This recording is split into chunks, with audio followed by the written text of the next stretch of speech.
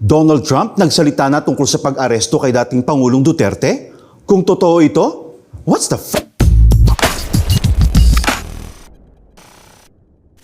Dalawang Facebook post ang naglalaman ng litrato at mensahe umano ni US President Donald Trump sa pagkakaresto kay dating Pangulong Duterte. Ang una, mukhang galing sa Washington Post, habang ang isa naman galing daw sa BBC News. Ang dalawang post ay naglalaman umano ng babala ni Trump sa mga umaresto sa dating Pangulo at magpapataw pa raw siya ng 50% tariffs sa Pilipinas at kakausapin pa si Chinese President Xi Jinping tungkol dito.